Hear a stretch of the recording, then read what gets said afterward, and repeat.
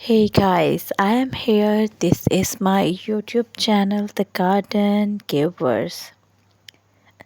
So, guys, I hope you all will be fine. So, don't forget to subscribe my channel and like my video. Today, my topic is a rustic garden fence.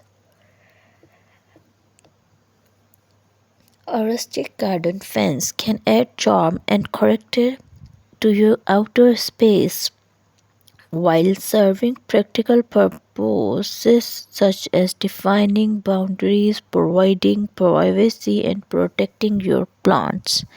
Here are some ideas for creating a rustic garden fence.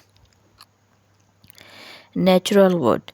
Use natural wood, weathered wood to create a rustic look. OPT for material scales like cedar, pine, or reclaimed wood. Leave the wood untreated or apply clear sealant to preserve its natural appearance. Consider using rough cut or unevenly shaped borders for a more rustic appeal. Split rail fence. Split rail fence are a classic choice for a rustic garden. They are typically made from rough logs on half logs that are stacked horizontally, creating a simple yet sturdy fence. The open design allows for visibility while adding a rustic touch. Woolen branch fence. Create a unique rustic fence by using branches or thin sapling. Weave the branches horizontally or vertically between posts to form a charming rustic pattern.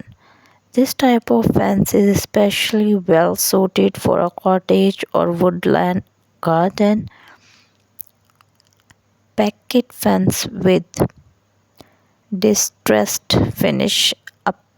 A picket fence can be given a rustic twist by distressing the wood. Use a hammer or wire brush to create nicks, dents, and a rough spot on the surface. Apply a coat of weathered paint or stain in muted earthly tones to enhance the rustic appearance.